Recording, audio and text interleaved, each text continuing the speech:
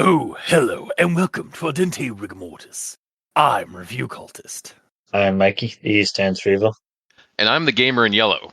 And we're here to discuss those internet stories, most creepy and most pasta, and be critically silly doing it. Tonight we have, for SCP-Cember, SCP-1471, otherwise known as MalO version 1.0.0. So, we've covered a couple of pretty infamous and famous SCPs in our time here. From Shy Guy, who, like, if you see him in an image, in a kind of image format, except for, I think, the drawing, he'll know about you, and just basically it will raise heaven and earth to find you and kill you and eat you. We've covered a bunch of, like, crazy, like, infamous SCPs and ones that are, like, famous on the internet. Like 999. Yeah, 999. Yeah, little yellow goopy guy. Mm-hmm. Whole song about it. A whole carol made for it. See our previous 999 episode. Yeah, exactly. And it was inevitable that we were eventually going to cover the other really famous SCP that's on the internet, which is MalO, version 1.0.0. And we'll get into that why if you're new to the internet. And SCPs. We'll dive into that into our episode, but I'm not new to the internet thing. I've been around the internet. I didn't know. Have you never heard? Okay, maybe I'm just a little bit more internet savvy because, like, I've definitely heard about this SCP before I even read the entry. Fair enough. Through, like, various, like, forums and like other people that are in other circles on the internet and stuff like that. I might also just live under a rock on the internet. It's fair. But yes, so we're covering SCP-1471. It was, according to the entry history logs, it was created by LurkD on scp-wiki.wiki.com. My favorite website. Otherwise known as the SCP Foundation website. And before we dive too far into it, let's give our initial recommendations. I'm going to recommend it. I'm going to partially recommend it. I'll recommend it. All right. Well, let's dive in and find out exactly why we gave those recommendations and see where we go from there. So, starting with the rundown, SCP-1471 is a free-to-download app for mobile devices that, when interacted with and exposed to for enough period of time, connects the user anomalously with an entity known as SCP-1471-A, though it does have many personalized names depending on the user or the affected person. It may also be a group of entities or just one entity that everybody keeps naming based off the app. You see, apart from initial traumatization and the occasional self-harm and death of the user, this entity doesn't seek to actively harm the affected individuals. They merely stalk around the person's peripheral. Apparently, the user is the only one who can see it when they're exposed to it and such. Initially, this is through, like, reflections and visual medium, but then eventually it as the exposure gets more and more and becomes more permanent, it just starts popping into their normal vision, getting closer and closer to them. The creature itself is a dark-furred humanoid with a wolf-like skull face, pale blank eyes in the eye sockets, a mane of equally black hair, and sharp claws. But despite this, it seems to have no intention of harming. Based on the description from the App Store, it seems that MalO, the name of the app, is just trying to help people with loneliness, assumingly, like, connecting them to this thing that will never leave them, that's always around them. The Foundation is working to contain and store affected phones and monitor and remove the app from online stores. Though, apparently, once a person is exposed for more than about 90 hours, they are permanently stuck having SCP-1471-A in their lives and vision. There is a story linked into this entry which covers first contact and the experience of living with SCP-1471-A, or Capone, by a person named William, and how it affected his and his sister's life when they checked out the app for the first time. that's about it. That's Finn. So I suppose we shall now move on to Ver1 tolerance to grammar inquisitions at this point. So I've got a couple, mostly from the story, which is titled Capone. So I'll start with this one here. She kept asking questions about Capone, things like if I saw him or if I received any photos from him with me in the images. I haven't checked anything from today, but when I checked, there were 2. I remembered exactly when and where those messages were taken, because during them, I made a mental note that I got some texts from Capone. They've been sent as soon as they've been taken. So this is kind of a double header. First off, a tense talk. There are a few instances, and this isn't an isolated incident. There are other instances in the story that have this situation. But again, it's like a situation of past and present tenses being mixed together in the sentences. Now, Present together. oh, But that's bad. yeah, in this it's bad. case. Yeah. However, actually, devil's advocate here. It could be argued that this makes this part more this story more immersive. Because William here is just a patient who's been told to write down this event and this occurrence by his therapist. And so True. he's not necessarily a professional writer and therefore would not know or even care about that kind of grammar situation. So he's So- like, what, 18 or something? Yeah, something like that. Like in his like early 20s, the latest. So yeah, like that. It's sort of it's a few hiccups and like this that it's sort of like it kind of bugs me, but at the same time it works for the story because like getting in the headspace of William, he's not a writer. Like he's just been told to write this down like in a journal sort of thing. That said, there are some other hiccups in the story that I noticed and kind of bugged me, so I'm going to cover those as well, despite the like it's the way the character writes. Yeah. So move on to the next thing here. Oh yeah, actually speaking of the other side of this quote that I gave. So it says they've been sent as soon as they've been taken.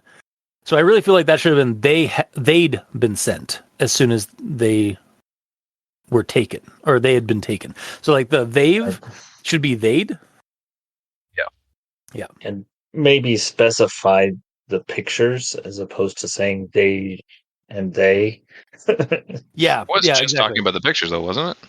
Yeah, it was just it was literally just mentioning mentioning that. But I understand where Mikey's coming from. Like it's sort of for sure. you want to like have that connection.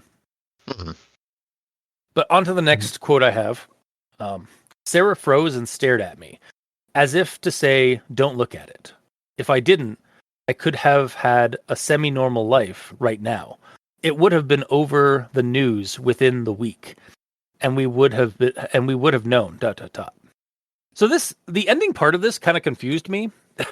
So I tried to fix it away. Like I think this is how it should really kind of gone. It's like it would have been over and old news within the week, and we wouldn't have known. ... Like unless it's supposed to be foreshadowing Sarah's death, which comes later in the story, but I don't think so. Because like I don't think she died within a week of these incidents. I think some more time passed before that happened. Yeah. But yeah, it was just look the way it's like if I didn't like I could have had a normal semi-normal life right now.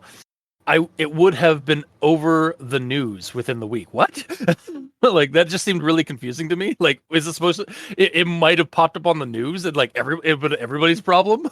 Yeah, that sounds like it's like, oh, it would have been good if that happened, but that would have been bad if that happened. Yeah.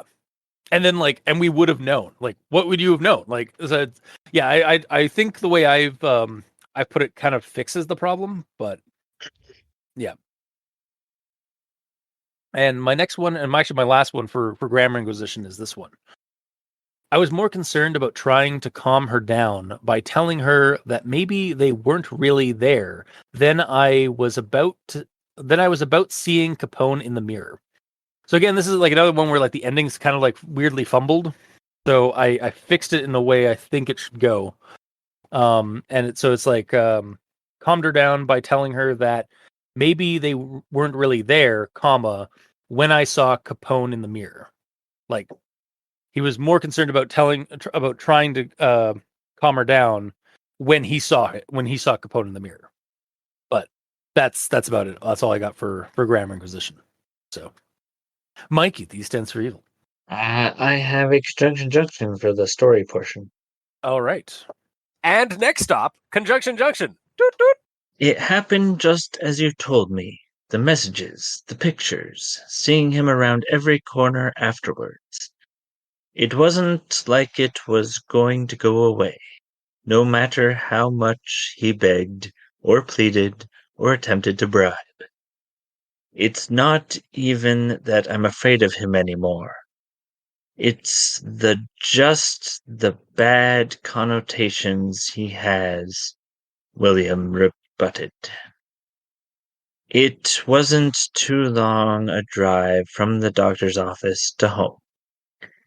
It looked innocent in its own alien way, waving to William as he saw it. It seemed to listen when he talked, and after a while he could swear that it understood.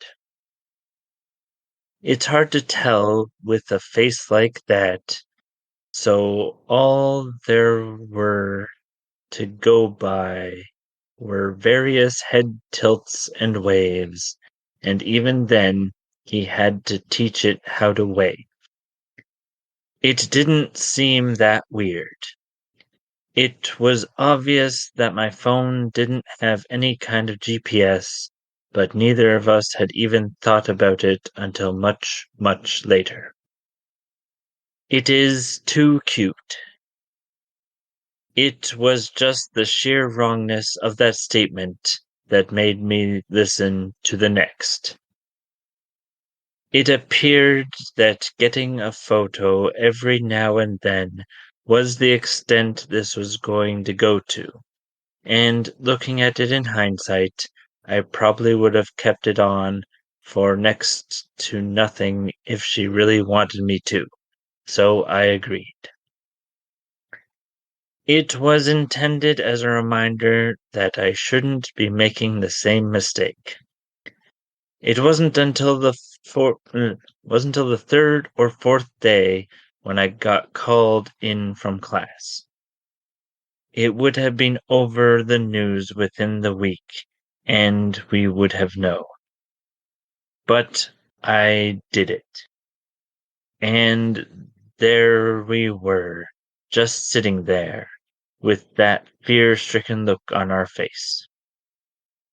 It was almost 4 hours since William started writing, but he almost felt relieved. But then again, how would I have known? It would make so much sense if some physical thing was to blame, but there's none that I can legitimately find. None of the MalOS, none on me, just on chance. Finn. Wow. That's like you basically like it almost works as a story on its own like that. Cuz like the entire story you're like what is the thing that's like they're seeing, cuz you never like reference Capone or anything like that. You just it's just like there's something that is watching William and his sister. But it's something that's cute, and he like has to put up with it, and you Yeah. put up with it regardless. Yeah, and Because it's it was, cute. and it's almost like a nicer ending because like there's no mention of the sister dying, so like it's just like hey, there's nothing to blame. It's just like this is my life now. I was really waiting for like for the ball to drop and they get like it was something like it was a squirrel moment like, but we never got that. But it was just like no, that's almost like a more succinct version of a set of the story. Which is Like what we sometimes get when Mikey grabs a bunch of sentences throughout the story that start with words that they probably shouldn't, like its, ends, or buts, because there's always better words to use. Mm-hmm. All right, and next up we have the grammar in yellow. We do, sort of, a couple. Early on it says 1471-A appears as a large humanoid figure with a canid-like skull and black hair. Yep. So for me, when I hear a humanoid described with quote-unquote hair, I think of it being human-like, as in the hair is only on the head primarily. But like, this is all over, so it's fur, right?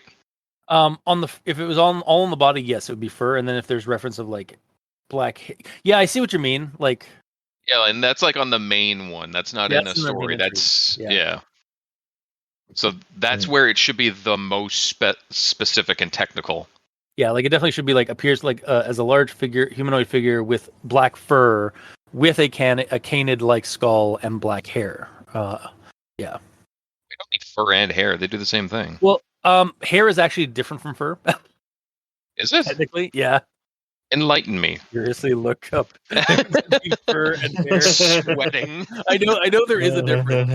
I think it's the main difference between hair and fur is how they grow. But they're both made of the same, but like they both it depends on the growth basically. Like hair grows continuously and can keep growing until it's cut or breaks, whereas fur grows to a certain length and stops. That's the big one.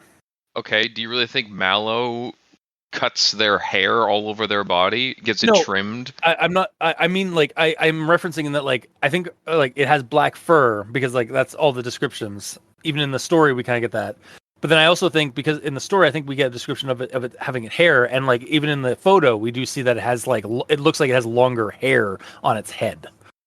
So like it does have fur, but it also has hair. I don't know, man. Have you seen like long-haired animals? Yeah, like but that's what again like a mane on like an animal is actually a hair, not fur. I guess. Yeah. Fine. But I am kind of agreeing with you. Like it should be like that should also be added to the description in the entry if that is the case, because like every depiction I've seen of 1471A is they are completely covered in black fur and they have long black hair on their head. So. Okay, so it's both. Yeah. But it doesn't say both. Okay, fair enough. And you even see that in the image that's in the entry is like it clearly has like a dark body fur, and then it has like you can see like the stringy long black hair on the head and stuff. So You should like say mane or something. Black fur with a mane, because it is like animalistic. Yeah. But anyway, moving on. The only other one is in the Capone side story. This was brought up, but I don't think you brought it up for this reason. Okay. I was more concerned about trying to calm her down by telling her that maybe they weren't really there than I was about to see Capone in the mirror. Okay, yeah. Did you catch that? That like the part where it says like they weren't really there then. Yeah, I think I tried to fix that in my notes. Hang on, we'll pull up my shit here. Yeah, like I think it should have been like I was more concerned about trying to calm her down by telling her that maybe they weren't really there, when I saw Capone in the mirror myself. Okay, so you did go over that? Yeah, I did try to fix that, yeah. Okay, honestly, I think when you went over that, I might have been stuck on the whole news thing, because like I read over that repeatedly, being like, what the hell does that actually mean? What's it trying to get at? Yeah. Okay, so just stricken that from the record. No, it's fine. I did actually add myself at the end there, because I didn't put that in my sentence, so. Fair enough. Yeah, so I properly clarified that, yeah. It's just, like, it's like two instances, like that news one, and then this one is like, what? Like you double take on it. Yeah. I still don't really understand the news part. Yeah. Well, again, that's why like I added like it's like it would have been over and old news within a week, like because they would have forgotten it like within a week if they hadn't have looked it up, kind of thing. Sound of it almost seems like if they didn't look at it, then it would be all over the news. Like them not looking at it would have caused it to have exposure on the news, which doesn't make sense. Yeah. Although yeah, your correction's more correct though. Yeah, like I feel like mine's the better one, but like because like the way it kind of says in the story, we're apparently getting stuck in this. Is that like if they didn't look at it, then it would become like the globe's, like the world's problem, because suddenly like this app would be on the news within a week, and people like so many other people would have Capone in their lives, and then they'd have a semi-normal life because like everyone would have Capone in their life. But why would that spread to the news if Exactly. they didn't look at the picture? It makes no sense. I know exactly. That's what I mean. It's very strange. Yeah. Yeah, done with that. Okay. No more grammar. All right, on to actual thoughts. Let's start with the photo. The image that awakened something in many a furry and launched a million horny furry art pieces. Sorry? Google Really? image at your own risk. Is all I've got to say. Because of that? Yeah, well, that and this entry in general, but like the image, because it gives you like a solid reference point. Uh-huh. But yeah, like that image, like that is iconic in furry communities with that talk about SCPs, because it is like there is so much artwork, so much fan art of SCP-1471A. I don't know if It it's is- because of the art, though. Like, okay, I'll briefly get into one of my notes here in Okay. regards to, like, by the time I got to the end of the main story, I was like, Cultist, you said this thing was like a sexy Digimon. I don't see any of that shit here. Well, like- there's a photo. There is a photo though. Yeah. No. But yeah, I don't see it. I don't think. Okay, I understand that the image is tied to all this stuff because it's tied to a furry-like anthropomorphic creature, stuff like that. That's great. But I think the reason that people turned it sexy is not because of the image. It's because of the way it acts. It's a buddy horror. I have that in my notes too. Yes, yeah, of course, absolutely. I also think that also helps, but I think the image as well, because like some people, like, because again, artists are going to gravitate to like a reference point, and like sure. I'm not saying like, oh, this is a sexy image. I'm just saying like, because like you don't need an image to be like a reference, like an original image to be sexy for somebody to make to rule 34 or rule 63 it. So Fair enough. Dare I ask? you're not aware? Are you not aware of the internet rules, sir? I'm aware of the first one, not the second one. So yeah, rule 34. The internet is for porn. Like there, if There's a song about that. If it exists, yeah. Rule 34 is if it exists, there's porn of it. Of course. Rule 63 is basically if there is porn of it, there is gender swapped versions of it. So like yeah, like that's basically rule 63. The combo like, rule. Yeah. Combo breaker. Congrats, you've broken the internet. But yeah, like it's just yeah. And actually I'm not even done with my comments on the photo here, but Please continue. I just like silliness aside, because that was also actually supposed to be like critically silly, just like yes, the image that awoke a lot of something in a lot of furries, and also like with that skull face. But Yeah, that's why I jumped down your throat a little bit about it, because I don't feel the image did it, the story did it. I think it's a combination. I honestly think it could be a combination of both, because like there are people out there that love like skulls and shit like that. Like Oh, fair enough. Yeah, skulls. yeah. That's entirely fair. Like that's a kink for sure. Mhm. Yes, definitely. But yeah, silliness aside, I do love the composition of the photo, like both the photo and actually the monster. It is sort of bordering on this like creepy and cute for me. Like it is sort of adorable, but also it is really creepy. Like and again, like One you step said, away from having like a tongue hanging out from the mouth, like just like a happy exactly. puppo. Yeah, yeah. Mm-hmm. Or even like a sultry tongue. Oh my god. Again, don't Google. Shouldn't be image. surprised at this point. Do not Google image. If you want to stay innocent, do not Google image SCP-1471-A. But yeah, like yeah, like but even like between the photo and again the story we get and like the description of what it does and stuff, yeah, it just wants to be friends. But then like, oh, that is actually a kind of a creepy skull face. Like that would be unnerving looking at that, like just like spotting that in your rearview mirror, or like as you're passing a mirror and stuff like that. Like for a while it would be very unnerving until you got like acclimatized to it. Is it acclimatized? Yeah, acclimatized. Acclimated? Yeah, acclimated. Yeah.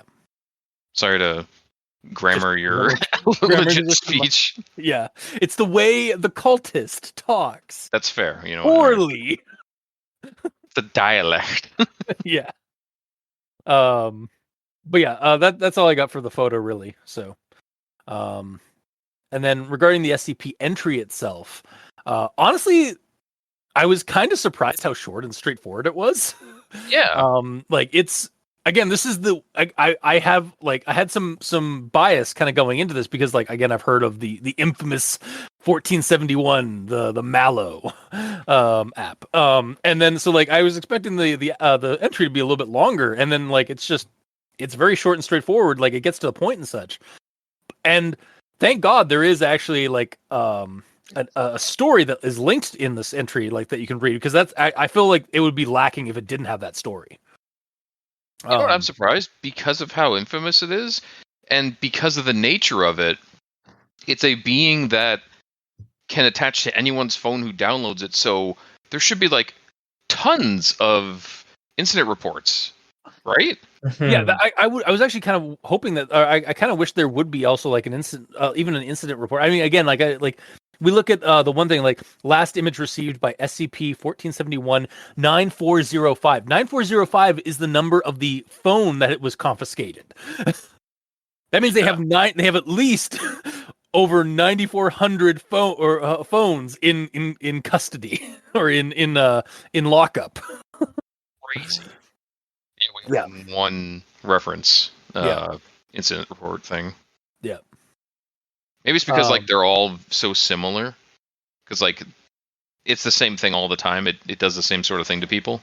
Yeah, and they're just like now. That's why like the SCP, like the both. That's why both the Euclid class and also like why the containment procedures is basically just to like acquire these devices and like probably I'm kind of surprised there's no like thing about like helping the people that are affected, like sending them like, because I imagine in the story like the guy's like talking to his therapist, like that therapist is definitely an SCP agent.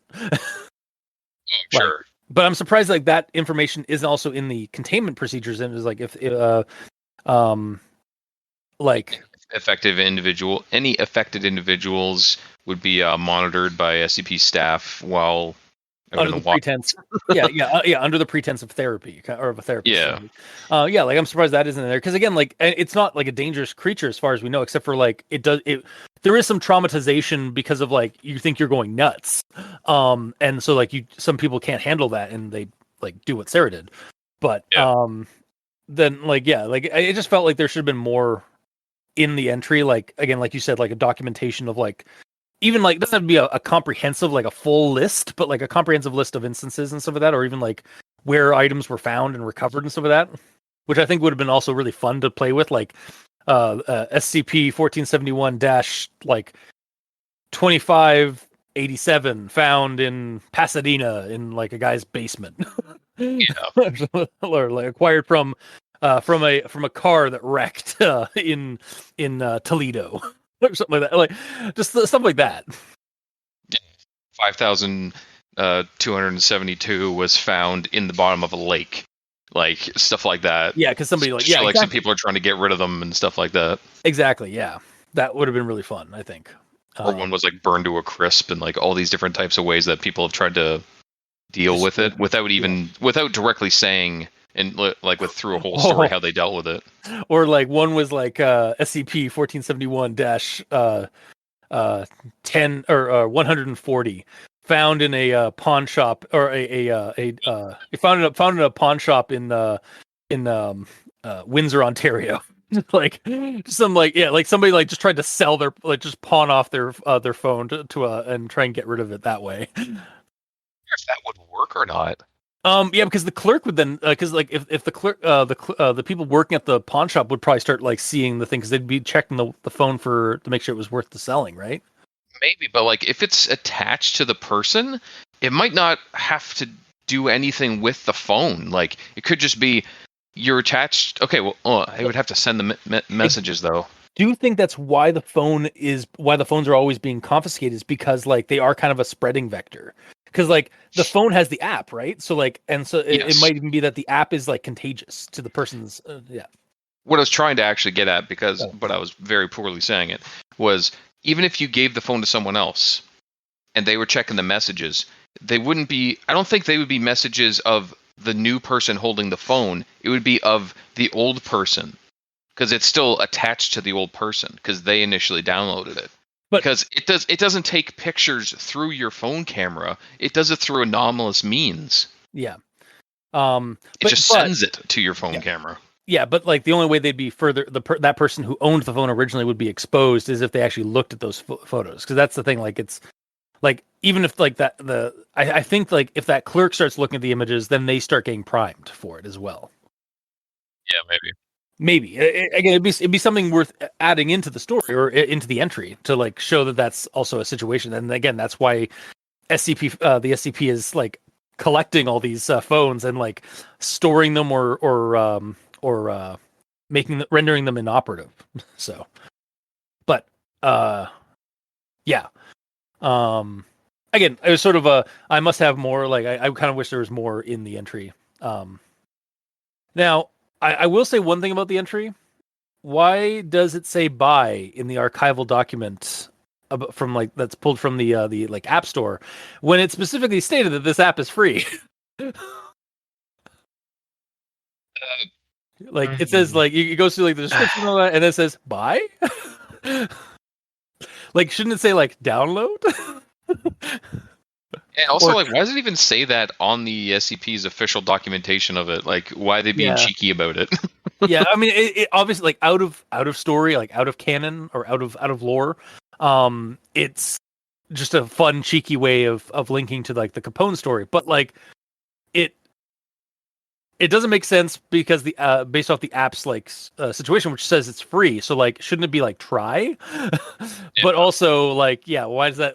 I was honestly like, when I was on my computer like playing I was like, do I click? Is this click? If I click this, is it going to take me to like a Flash game?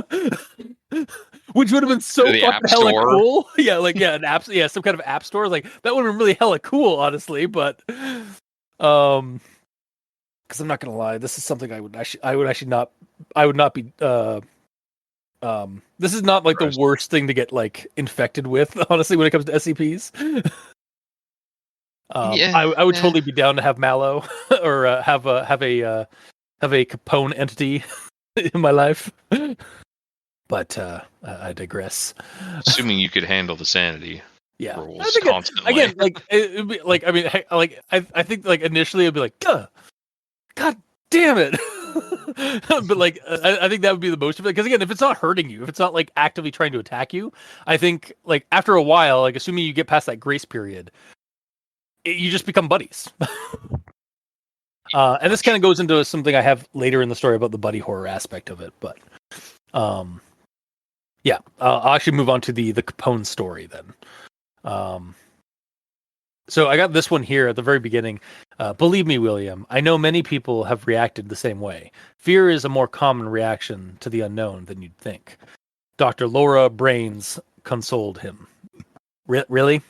The therapist is named Dr. Brains, like pronounced Brains. Like that's exactly how I read it, and like it's BREYNZ, and when I looked it up online to make sure I was pronouncing it right, that is actually how online tends to pronounce it, is Brains.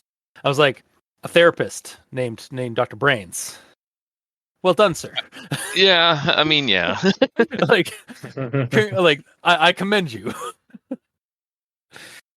SCP, the Foundation's a little on the nose, but assuming this therapist is working for the Foundation, which it kind of seems like they are, but like it's never mentioned properly.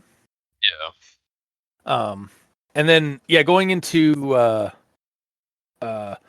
this creature's relationship with William. We get this quote here. He always saw the creature through the rearview mirror when he drove. Riding in the back of the seat, it looked innocent in its own alien way, waving to William as he saw it. This right here is a fucking buddy horror, as we've stated. Yes. Like, monster and other childish things fodder. 100%. Like, this is a monster. Like, if William was a little bit younger, he'd be a monster kid. Like he'd be a kid with a monster friend. And that friend would be Capone. But then I'll move on to the next thing here. This one, I think Mikey might be able to help clarify a little bit, but I'll get into it. It was obvious that my phone didn't have any kind of GPS, but neither of us had even thought about it until much, much later. So it brings us up with like newer phones and how the app might work, where it and like were it not a mundane thing, where it's like she had no idea how it does it, but hazarded a guess that it tracks you through your phone's GPS and sends you pictures of the places you've been with a really cute monster placed in the photo to make it look like it's following you. First off, way to steal Mikey's mundane explanation story. Like, seriously? Like, how dare you? But also back on my point here. Wait, I thought flip phones did have some. I know they don't have GPS tracking specifically like newer phones do, kind of thing. But I know you can track phone data, like track that kind of data of old phones, like through a SIM card, right, Mikey? Well, your SIM card has to connect to the cell tower, so Yeah. it sort of figures out Tracking. where you are, a rough location. But again, that's only if you're using it. Yeah. That Oh, it okay. would do They're that. always using their phones. Yeah, I think Well, that. but the thing is, this phone not having GPS, my mind went to it being a flip phone. Which, yeah, it is. Which Yeah. it is. Yeah, and flip phones, from when I had a flip phone, you could download very simple apps to them. But yeah, it didn't. It was very bare bones otherwise. Okay. Yeah. So, Yeah. I wonder if do modern flip phones have GPS and stuff in them, or are they literally just like 90s phones? I imagine they probably have like GPS and stuff like nowadays, just because like that's such a well, common like application. but no. No. A lot of phones don't have GPS per se. Like, my phone, uh, I can use Google Maps as a GPS. But if I didn't use Google Maps, the GPS functionality isn't there for With the a flip regular phone? user. Okay. This is with a flip phone as well. No, my Okay. phone is not a flip phone. But flip phones, I don't think have Google Maps. And I think that's intentional because the writer's wanting to say it doesn't matter if the tech allows you to do it. Yeah, because the Yeah. anomaly. As Yeah. long as there is an app store on your phone, you can It can download it and get it. Yeah. Yeah, and again, like that's like they're trying to like it almost gives you a mundane explanation for this, which actually honestly like I kind of hope somebody out there like is working on does like creates an app of some similar to this. Probably already Obviously out there. obviously not like with the supernatural element, but just like a mundane, like a silly like mock kind of thing, almost like how like they make games based off SCPs and stuff. Because like I think this would actually be a really cool, fun app, like to have like this little like monster like just pop up like that just is placed into photos. But yeah, AI, they'd be able to do it pretty well, actually. as I was thinking the same thing, yeah. But yeah, it is interesting because like I again, it's been a while since I've had a flip phone myself. Again, like I think probably like 10, 15 years, maybe 20. And I've had a smartphone for so long, I forgot. Oh yeah, phones didn't have GPSs, or like they did just like bounce off of cell towers, like their signal and stuff like that. So, but again, like like you said, like they added this older phone to kind of show that it doesn't matter. Your phone's getting anomalized if regardless of if it's an older phone or a new one, as long as it has an app store. Yeah, you're boned regardless. Yeah. Oh god, I just realized. MalO is the true bonehead of Vulture Gulch. It's skull face. Yeah, I get it. Give them one of the phones, and then there'll be an actual bonehead. Oh my god! Yeah, they that. I'm sorry, Joey Fucknuts needs a new friend. Oh, we make legit friends. Bonehead X Bonehead. Anyway, I'll move on to the next thing I have. So this is sort of like I think a plot hole, or like maybe like a misread or something like that. But I'll just mention it here. So this is the quote. Let me make something clear though, because it seems to come up whenever I tell people this. I did not name my MalO Capone because of the incident with my parents. I didn't even know that mom and dad's arrest involved alcohol at the time. Didn't they say earlier that their parents died in the car crash? And then, like, because earlier we get this quote, I was too young to process it all when it happened, but mom and dad died from a head-on collision with a drunk driver. So did they die in the car crash or were they arrested? Does it matter? No, but like it's conflicting narrative. Like that's what I mean. Like I didn't even know that mom and dad's arrest involved alcohol. Like at the time, like should it have been mom and dad's like or like I? Did they but die? Like, they died. Yeah. Like I said, the quote I found from earlier was like their mom and dad died from a head-on collision with a drunk driver. But then, unless it's trying to say that, like, I didn't know that mom and dad's arrest involved alcohol at the time, or maybe it's like I didn't know that mom and dad's what it might mean is killer. Mom and dad's arrest, as in the arrest of the person that killed mom and dad. Yeah, I think that's what it might just be poorly worded. I think that might be the case. Honestly, is like it's just not worded very well. Because like high schooler. Yeah. In lore, it's written by a high schooler, so it's fine. Yeah, exactly. Yeah, it's the way the way the writer writes. Mm-hmm. But yeah, I think that maybe it should be clarified, or like just again, if you want to leave it, I don't know. For immersion's point of view, but it is a little It was a little confusing to me, is all. And then we get the next thing here. My case wasn't as severe as Sarah's. She saw Cassandra everywhere she looked. Around every corner, just out of sight, over her while she slept. Sarah took her own life 2 years ago. And so I was honestly wondering when Sarah's tragedy was going to be brought up, because it seemed like throughout the story, to me it seemed like it was hinting that like something bad had happened to Sarah outside of sure, because it says stuff like Sarah was this, Sarah was that. Yeah, exactly. So I was like, and it waited till like almost the last minute to basically tell us that like Sarah had like killed herself. Yeah. And honestly, this also like this whole like what happened to her and some of that also encapsulates pretty well the horror side of buddy horror, like the human factor not taking the buddy aspect very well. Either like fearful of the buddy or driven mad by the buddy's presence. Or even misunderstanding the buddy's intentions and perishing as a result of that, like either by accident or like again through self-harm, or the buddy misinterpreting what they should be doing around a human. What's acceptable? Exactly, yeah.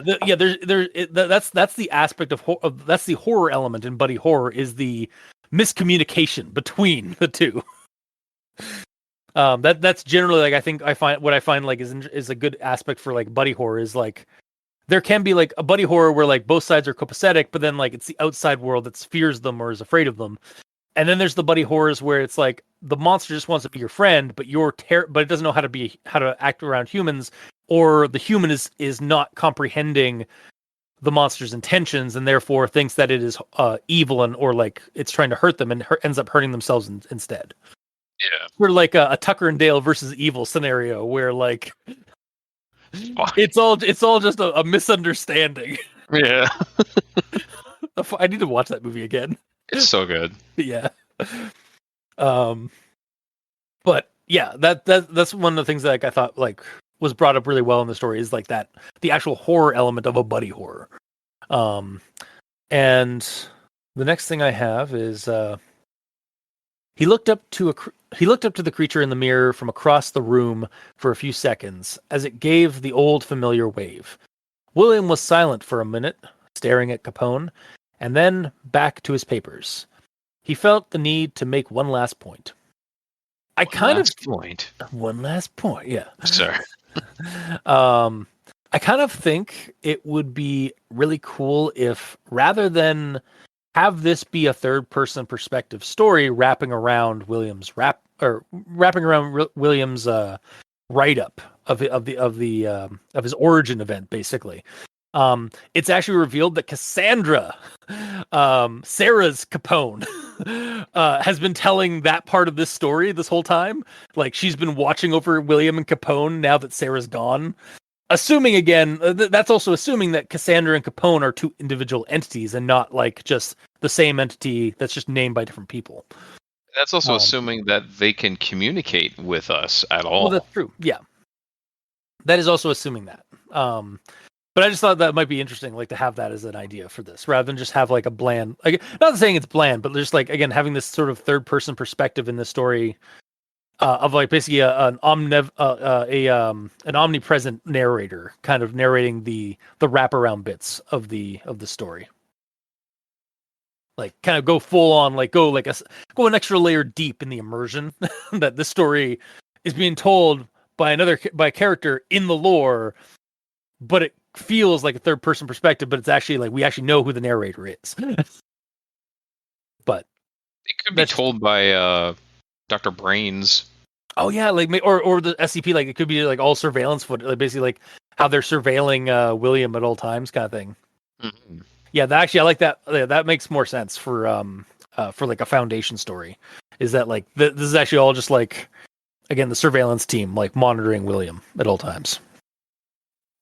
And then my last quote here is, I don't know who made the MalOs or why.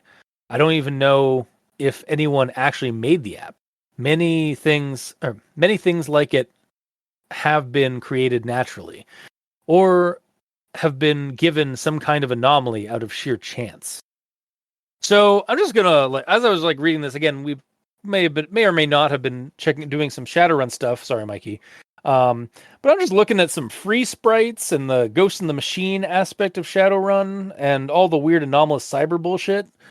And I'm just gonna take some notes here for some game fodder. Damn it. Maybe this we're gonna run into a sexy animal at some point. yeah. This could even be like a free spirit that's like become internet savvy or like matrix savvy. Oh god, or like you could use free spirit as in like nudist kind of oh wording. god damn. Yeah, exactly. That's a very free spirit. Yeah, honestly, this whole idea, like the whole entry and even like the story that we're provided here, is very gameable material. Like I feel like you could draw a lot of inspiration from this for like Shadowrun, Monster and Other Childish Things, Little Fears, Eclipse Phase. The list kind of goes on and on. Like you could have this buddy horror situation or this like kind of virulent or mimetic entity be in a bunch of different like scenarios or like using different systems and like gaming systems and such. Like the horror aspect aside, the premise of an app on your phone that connects you to a monster would be great in Monster and Other Childish Things as the origin for how you found your monster and how the monster hides. Like it hides in reflections or it hides in your phone. And like all like basically the whole group of monster kids like got their monsters by like finding this weird app on like that was free on the store. And now they all have monster kids. It's sort of like a slightly weirder version of like Digimon, except like your phone is now your Digidevice or your Digivice, as they call them in the show. Did they just call it Digivice? Yeah, they call it a Digivice, I think. Nice.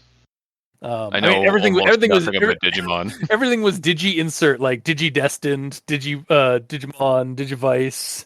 Mm-hmm. The one that Digivolve. Yeah, they Digivolve. The only thing that wasn't like, that actually used like the full like digital was the Digital World. Like I'm surprised the Digiworld wasn't what they called it. It's what they use the slang for. Only the cool kids said Digiworld. Yeah, exactly. Oh man, and then there's that Digimon rap that was like they use Digi and like words that just make up words for the rap. Oh no, I can't. Or they just actually. God damn it! No, I'm getting flashbacks to my nostalgia of like Digimon. Although now I think about like a Digimon themed Monster of the Week game or Monster of the Childish Things game would work perfectly using this kind of idea of MalOs. So Yeah. but yeah, that's what I've got for this this entry in the story. So Mikey, these Sense for Evil. Well,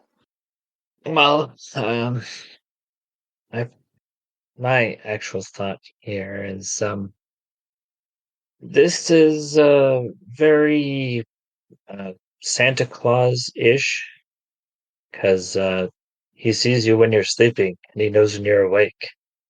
Um, Yeah. Yep. He knows when you've been to Best Buy. He knows when. Yeah. Yeah, so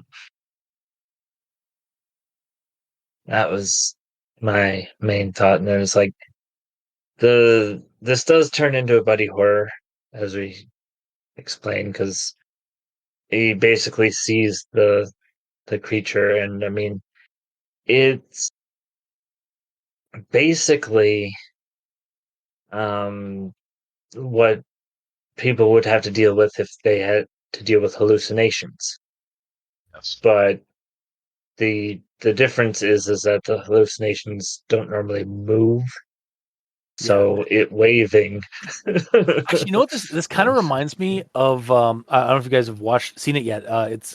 There's a sequel out for it already, but movie I think last year, the year before, called Smile, and the way seeing it advertised. Yeah. Every time I turn my damn TV on, but no, I've not seen it. Okay, honestly, the way the monster in that movie like affects the person that like that's stuck with it, or even the movie It Follows, it's very similar to that, where like only one person is able to see the monster.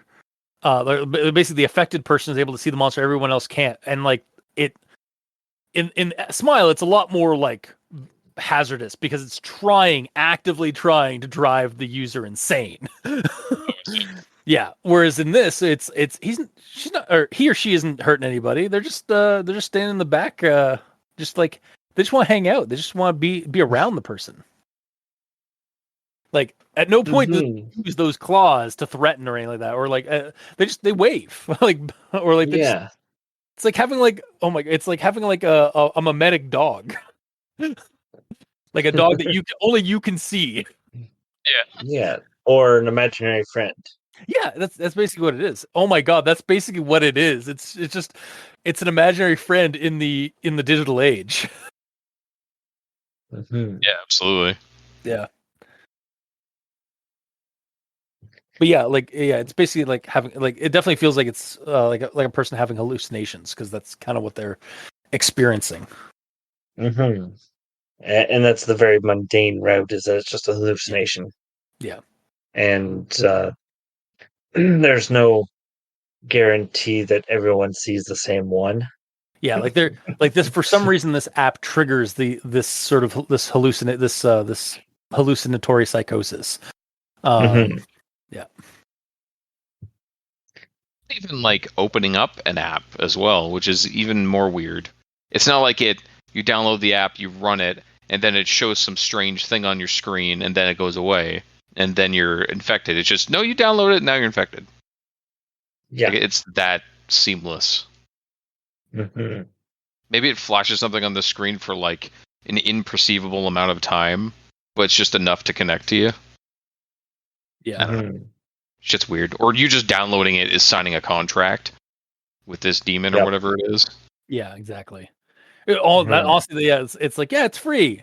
You just need to authorize this, and by authorizing, that's again, it's a digital pact. Like it's like a demon, like a pact with a demon, but like for a digital age. It's like that's how the demons are tricking people into like signing up pacts. Is like, yeah, just download this app. You'll have to authorize it. Oh, you authorized? Cool.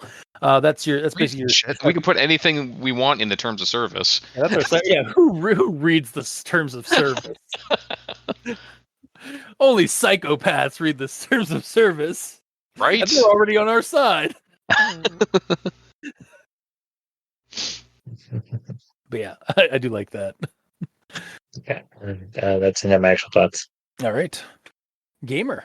So when you first told me about this SCP, before I even looked at it, you described what it looked like, basically. Yeah.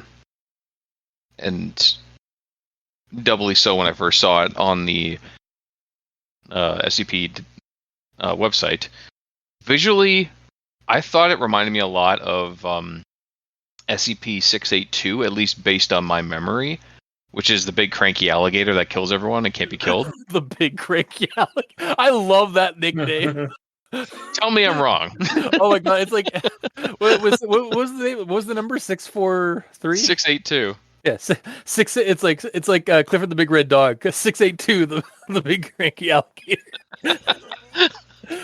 What he is. Or like what's that? Like the big giant caterpillar, or like it's like the big angry crocodile. Yeah. We need somebody. There needs to be children's books made of SCP. Yeah. That is there's definitely a market for that. Mm-hmm. It's a way to like educate people in the real world about these SCP entities without letting them know that they're being educated about it. So if there is an outbreak, they'll kind of know what to do. Yeah. But no, back to what I was talking about. I thought that these two look similar because, as I recalled, 682 was also described as like being primarily all like black, and all you saw was like an exposed, elongated animal skull. Although looking back, 682 is more like a reptile than like a fuzzy guy. Yeah, he's still more of a scaly creature. Mm-hmm. Yeah.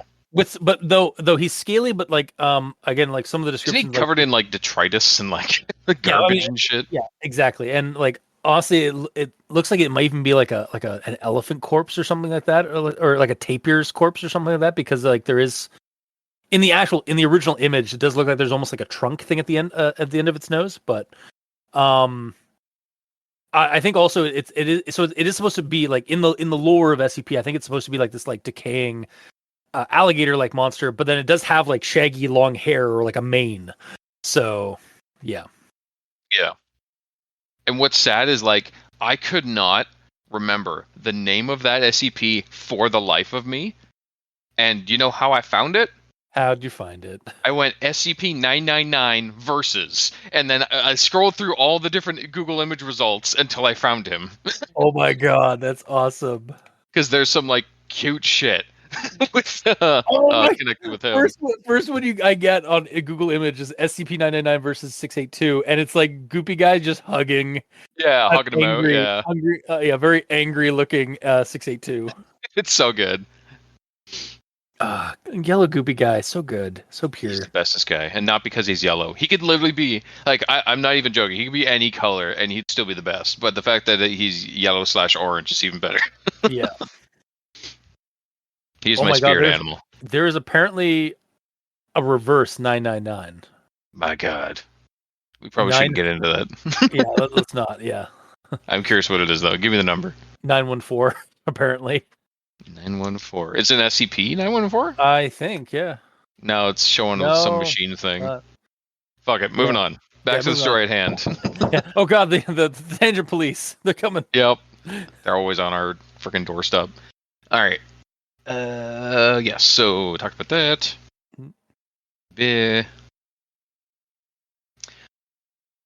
So this line here. Now, every time I see Capone, I'm reminded of what I did in the car that day. I knew I shouldn't have picked up that text. If I didn't, she would still be here, is what William says. So when I read that, I was like, how does William, seeing that text in the car, doom Sarah? Like, Sarah already knew it was following her. She clearly was freaking out because she saw the picture akin to what was actually sent in the car. So that wouldn't have been news to her. Sarah is 3 days deeper into this program and way more into it than William was from the get-go. Yeah. So I don't understand how him showing her that one picture doomed her. I think it was less like dooming her. Well, maybe dooming her, but like I think it was more like she was already like well into it, and so she didn't want her brother to get get trapped even deeper than like as deep as her. But yeah, it does. I remember when I first read this, like it to me it sounded like maybe like even if she looks at what the photo that he has, she's also still getting exposed to it, and so it's like No, getting her that way. But no, yeah, you're right. Yeah, I think actually, just based on what you just said, I think the reason that she died was because she she did it out of guilt for infecting William, not because of what happened to her, because she's seeing it happen to her brother. yeah, and she know, and That's why she's she's like, don't open it. You do not want to see any of these anymore. yeah, and And like because you saw one that yeah. Yeah, like that stacked on to the fact that like she's got this ever-present Cassandra around her. Like it probably just like pushed, and that mixed with the guilt just probably pushed her over the edge. Yeah. Because again, like it would be a little unnerving. Like again, just waking up and it's right there. Like hi. Just in your vision normally. Yeah, because like it's just Problem. It like literally describes it as over her while she sleeps. Yep. Like oh god. Also, just something I noticed, and I forgot to mention this in my notes. So like he calls the entity Capone. She calls it Cassandra. Is that a thing where like is that actually like part of the anomalies like infection rate is like the person who's infected and like ends up like becoming buddies with the creature? Do they end up naming it with a C name? Or is that just a coincidence between Capone and Cassandra? It was just a coincidence because he did it specifically for a reason. Yeah, but I do like the idea. Like yeah, no, that's actually like for some reason that's part of it. Like the creature the creature affects the person like psychology. They're like it sounds like that creature looks like something with a name that starts with a C. Yeah. I mean, you could be absolutely right because it's unexplainable all the things it can already do. So who knows what it can do that we're not even aware of. Yeah. Also, goddamn it, some of these images are like so wholesome, and then some of them are just like, wow. Yeah. So I do have the Google images up. 1471. Oh, okay, yeah. Cassandra does But look again, really good in in one of those orange SCP jumpsuits. No, anyways. I'm sure. Sorry, continue. God. Not everything has to be horny. Okay. Hey, you can't spell horror without horny. Can you? Oh, yeah, you. Horror and horny are two sides of the same coin. Oh, okay. We'll go with that analogy, sure. Hey, some people that's how some people cope with horror is they suddenly just get attracted to it. Yeah, it's like a Stockholm syndrome situation. Yeah, or again, like that Japanese word for creepy is so close to the word cute that they're often like mistaken. Yes. Yeah. Which is kind of hilarious. Yeah. Anyway, sorry, Yes. I digress. I apologize. You should. Anyways, so we get to the ending, and the ending of William's recounting of what happened to him. I like that the retelling of Capone. I like the way that the retelling of this ended, where like we get a short story, and then like there's a short bit out of that story that's like him just interacting briefly with Capone, and then he goes back to add a bit more. Yeah, I like that because like it shows a bit more like I don't know, like humility or like realism to like this is a story that this kid's sitting down writing while he's being watched by this creature, and it's just kind of cool. I like that little cutout. yeah, it's a nice little like flavor to it. Like it helps, it amplifies the narrative. Mm-hmm. I wonder what Capone would think about like him talking to people about what's happening, or like if he's even aware that he's like fucking up their lives. I don't know. It maybe it doesn't care, or like it might be sad, but like it has to do what it's sort of meant to do. Yeah. Like with a dimensional gap between them, it's not like they can talk or even like make sounds to each other, right? The best they can do is it does seem to understand when he's talking to it. It just it can't properly articulate to him. It seems to, but I wonder if that's just like it's being nice on its side, just sitting there and nodding, even though like because like this person clearly wants to speak to me, so I'll just be nice. I am friend. I'm gonna try and gauge the charade that I see in front of me. Yes. I'll just keep waving.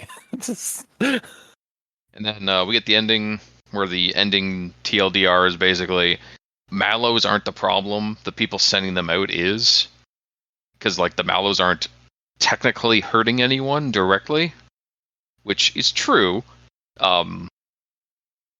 Since like the problems that come from this are like the way human minds are dealing with the things that they're seeing.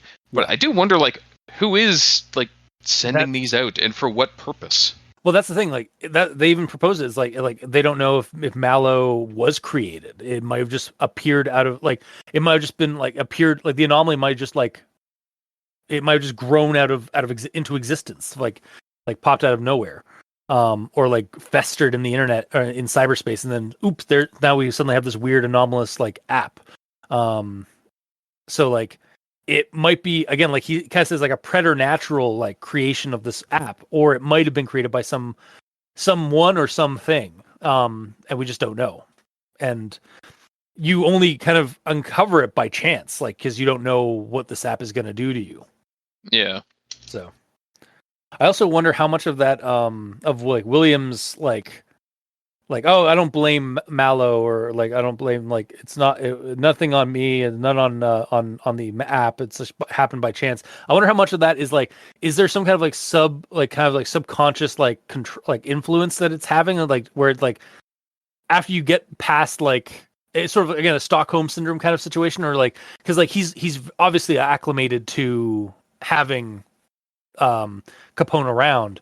Is Capone's presence kind of affecting him? Was like I can't stay mad at you. You're such a good boy. kind of like that thing with dogs. Like it's so hard to like stay mad at. But then he like looks cute and it's like oh. Yeah, exactly. It's like I can't stay mad at you. Like that effect that dogs have on people. You killed my sister. Oh, it's okay. But I mean, she's kind of a bitch sometimes. That's actually the exact opposite of what he said about his sister. But okay. Well, okay, but he literally did. The Capone did indirectly get the sister killed. Like there's no way around it. That is what happened. Yeah, but like for just being there, are you just gonna blame him for just being there? Guilty by association, guilty by proximity. Wow. Which means technically William's to blame a little bit too, because maybe he should have seen these signs and stopped it ahead of time. Don't put the blame on MalO. I like how I was originally like saying like, well, is he being controlled like to like not worry about it? And then I'm suddenly defending MalO. Of course, because I am attacking MalO. Yeah, exactly. I mean, I am a dog person, so yeah, fair. But yeah. Indeed. But yeah, that's about it until final thoughts. All right. Well, let's dive into final thoughts. Yeah, no, I'm still going to recommend it. It's a really neat monster and like situation, like for a horror game or for like a horror thing. I could definitely use this as inspiration for gameable material. And I probably will. Sorry, gamer. Fine, that's kind of expected. And I'm every week is just a preview for coming events, for coming attractions. Yeah, exactly. Maybe not today, maybe not tomorrow, but someday this will get to you. Right when I forget about it. Yeah, exactly. And again, like I'm always a fan of buddy horror, and this is 100% a buddy horror entry, and even the story. So yeah, that's my final thoughts. I recommend. So, Mikey, these stands for evil. So I was trying to think of connective tissues. So, I've been watching this cartoon called Owl House. Oh yeah, I've seen that. Yeah. Oh, I know who you're talking about. I don't. And yeah, the one character tries to make her way back home, but she ends up in a sort of in between space where she can access like reflections. Yeah. So like she's visible in the stained glass. She's visible in the glass on someone's phone, like that sort of thing.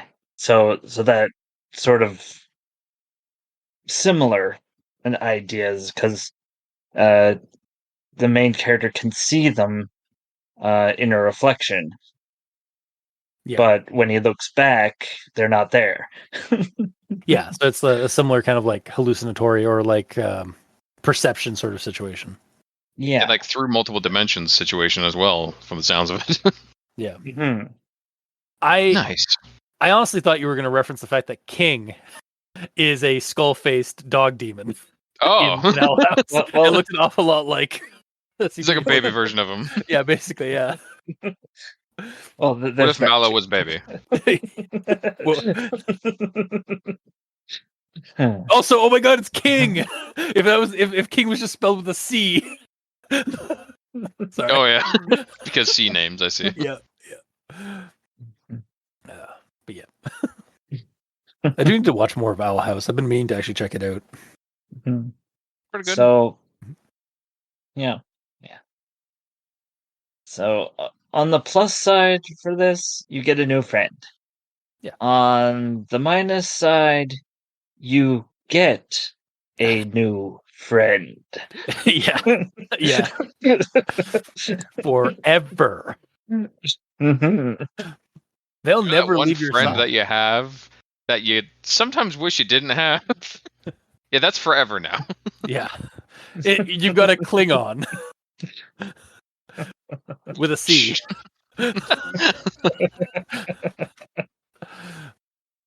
Yeah. So, yeah, this is still a partial recommendation. Okay. And Terms game? though. What classifies the partial though?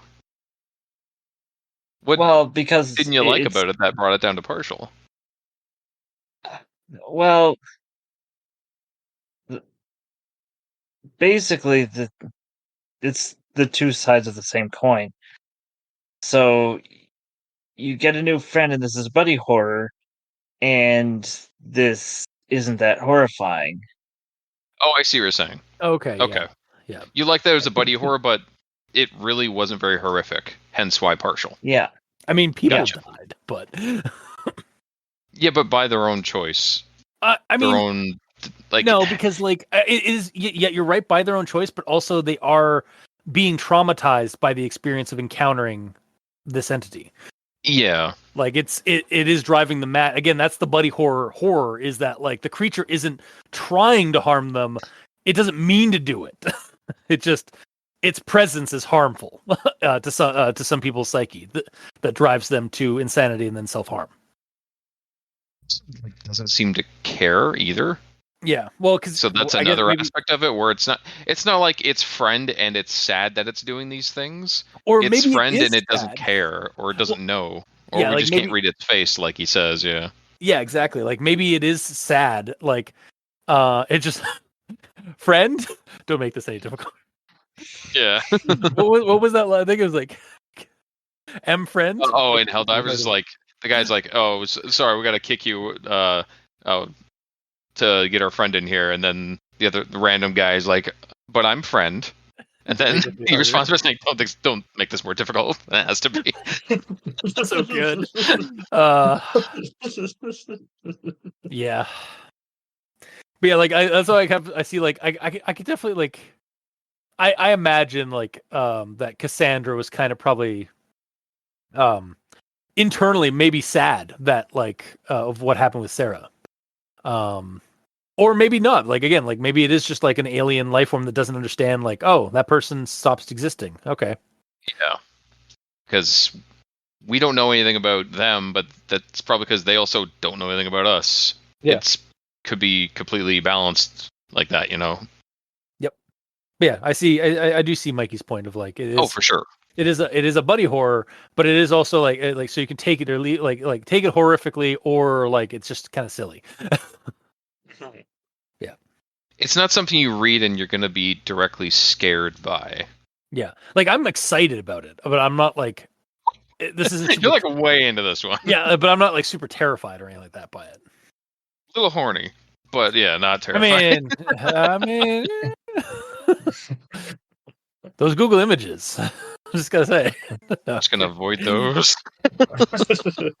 Yes, my turn. Yes. Save us So- from ourselves. Yeah. So Mikey did bring up some good points, honestly, where it's an interesting read, but like it's like passive with what it's doing. It's not. Okay, it's a Euclid class. We already don't know anything about it, but like it also doesn't seem like the Foundation is trying to learn anything about it. Yeah, they're They're trying to just contain like, it. yeah, they're just containing it. So Which- where's the research happening here? Well, There's here's the none. thing. Yeah, usually we're so used to SCP researching as well. Here's the thing, though. SCP stands for Secure, Contain, Protect. They are doing their job. They to the best of their abilities. Like they are containing it, and they are going to. They are sending these things to a storage unit at a research site.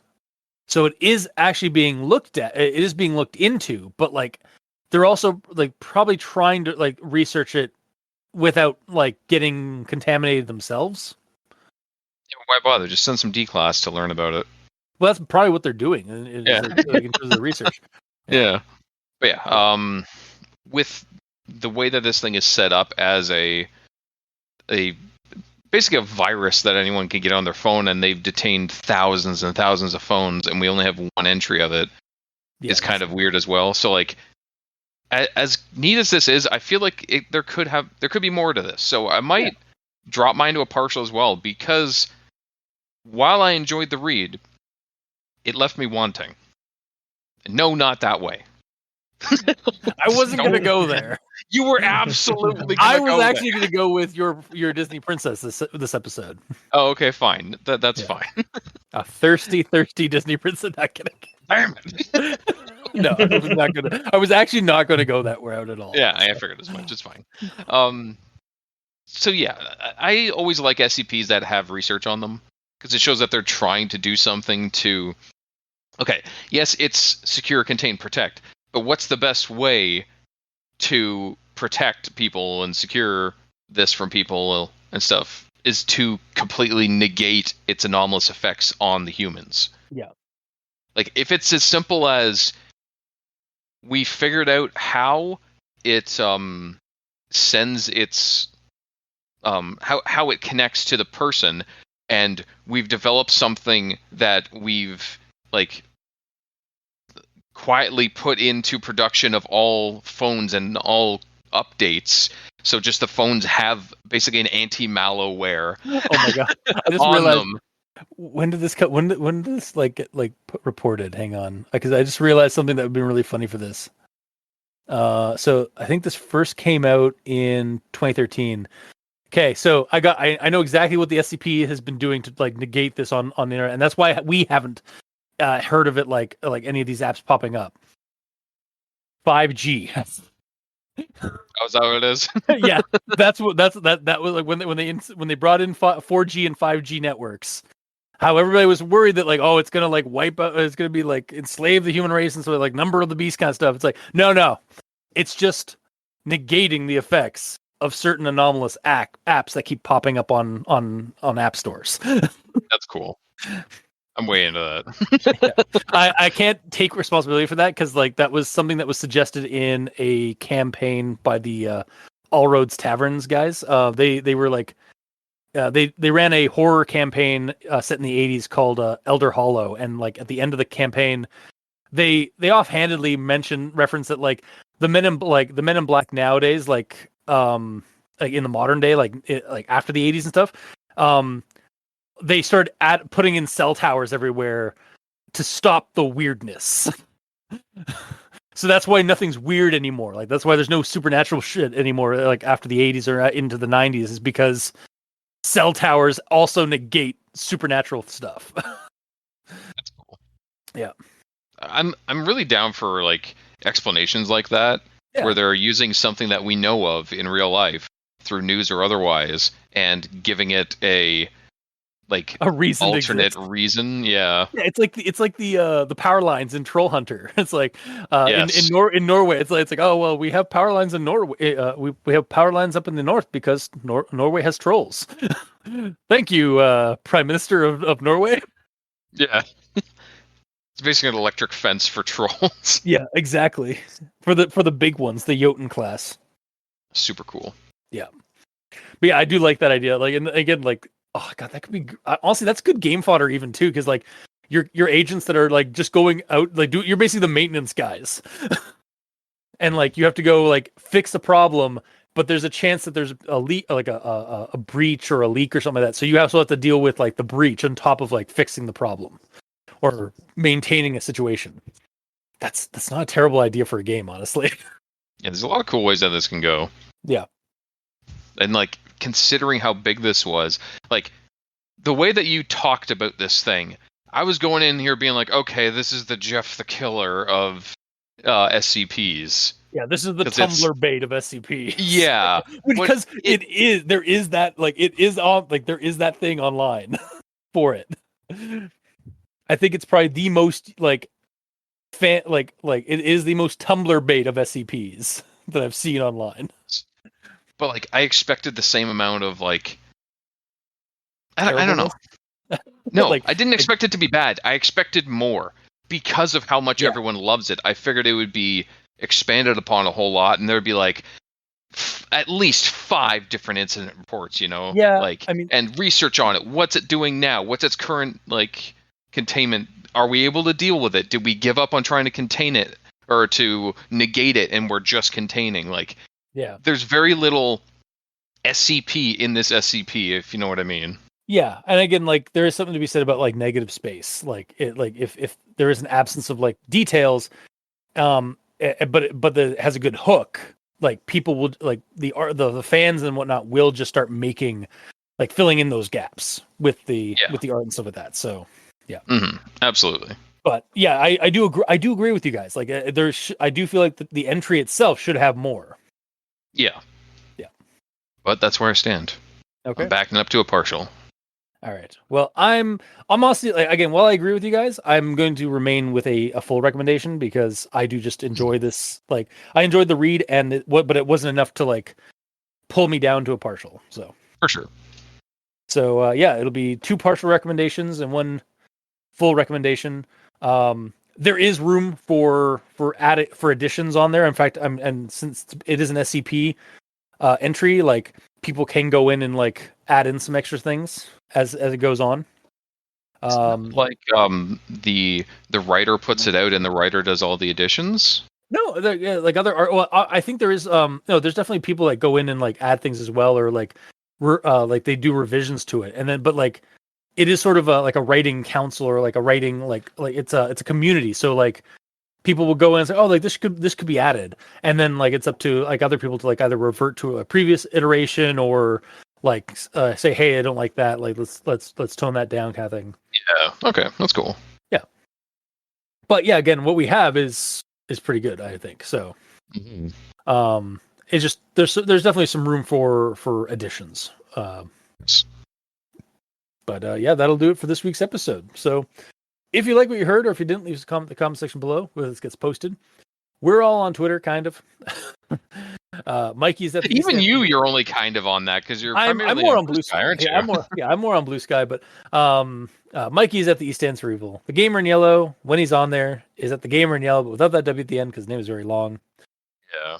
And I'm at Review Cultist. And as mentioned just a second ago, I'm also on Blue Sky at Review Cultist.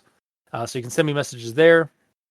You can also send us emails at aldenterigamortis@gmail.com. That's ALDENTERIGAMORTIS@gmail.com. Where you can also leave us suggestions for other creepypastas, SCPs, spooky things. You creep it, we'll peep it. Yeah. And if you'd like to help support our show financially, you can go to Patreon. Select the backer to like to support us at. We have special episodes, early access, and extra content. To our patrons that are helping support the show, thank you immensely. You're helping keep those hosting bills at bay. And as always, we very much appreciate that. And to our listeners and the authors of these entries and stories, thank you immensely. Because without your listenership, it'd be like screaming into the void. And without your authorship, without these stories or these SCP entries that you post online and that you write and you post online, we really wouldn't have much of a show because we have nothing to talk about. So thank you. Until next time, I have been your host, Review Cultist. I'm Mikey. The E stands for evil. And I'm the gamer in yellow. And this has been Al Dente Rigamortis. Sleep well.